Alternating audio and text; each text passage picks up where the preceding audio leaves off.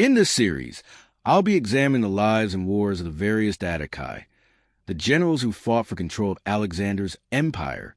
But in this video, my goal is simply to lay the groundwork for understanding the series and explain what I aim to achieve.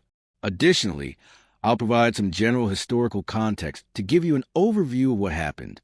This will help you better understand and appreciate the importance of each individual we will discuss in the series. So, without further delay, let's jump right in and answer the questions that I anticipate you'll have.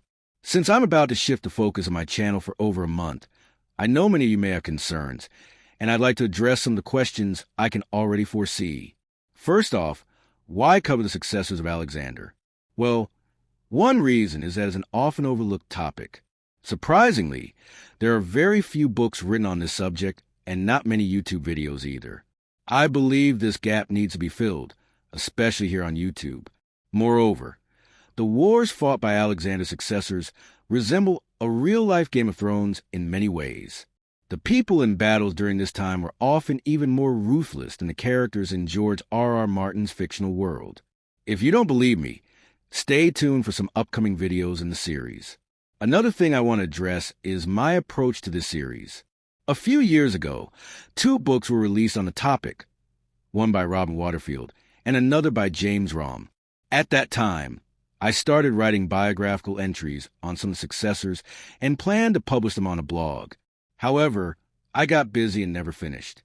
Recently, I found those old files and decided to complete them. Some of the scripts you'll hear in the upcoming videos were written 5 years ago, and you may notice a small gap in the style or details. There are also some inconsistencies, especially with regard to the precise chronology or certain personal interactions.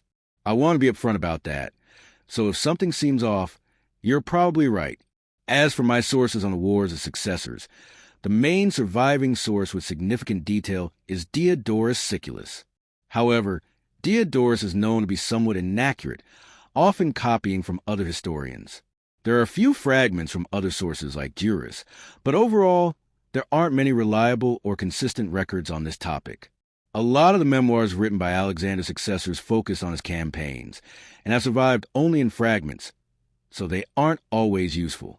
I've also relied heavily on modern scholars like Waterfield and Rom, and I recently learned about other works that I wasn't aware when I started the series, such as one by John D. Granger. Some of you may be wondering, will this be the new main focus of the channel? The answer is no. This series will run until New Year's Eve, after which I'll return to my regular content on renowned Romans, Byzantine emperors, and other topics. The series will last about 5 weeks. One thing I had to decide when creating this series was the chronological scope. The most obvious time frame is from 323 BC, when Alexander died, to 281 BC, when the last of successors who had fought alongside Alexander passed away. However, I don't believe this is where the story should begin or end. Those years represent the high point. Therefore, I'll occasionally mention people and events from as early as 360 BC or as late as 240 BC. Some of the individuals I'll discuss never even met Alexander, but their roles were still crucial in shaping the Hellenistic world that emerged after his death. We'll also touch on individuals who were already dead before Alexander became king, yet they had a lasting impact on the succession issues. This series will focus on the key men and women responsible for dividing Alexander's empire and their long-term influence. To understand this properly, we can't strictly follow a narrow chronological approach. Instead, we'll explore the broader picture, even if that means covering people from earlier or later periods. The series will be released daily at 10 a.m. from November 25th to December 31st, covering a major figure each day. I've organized this chronologically by when each person died. Some will be much older than others, but I didn't want to prioritize the order of death. Rather, I'll go with the natural sequence. There will also be some supplemental videos on individuals who didn't quite make the daily series, but are still fascinating enough to include. Regarding the spelling of names, I use a different approach for my Byzantine Emperor series. I considered using the Greek forms, but decided to stick with the more familiar Latinized versions where possible. For example, I kept the name Seleucus with a C, as it's the most recognized spelling, even though it could be spelled with a K in Greek. Now, let's delve into the history itself. To understand the wars of the successors, we need to look at the history of Macedon. While I won't go into great detail, here's a brief overview of Macedon before Philip II. Macedon had great potential since the 5th century, but remained underdeveloped. The region was mostly rural with few cities, though it had abundant timber and gold mines.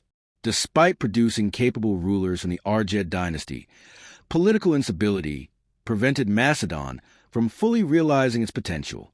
There were constant revolts, and powerful outsiders, such as the Athenians, often backed usurpers. Macedonian kings also had a high mortality rate due to the warrior culture, often leading to civil wars over succession.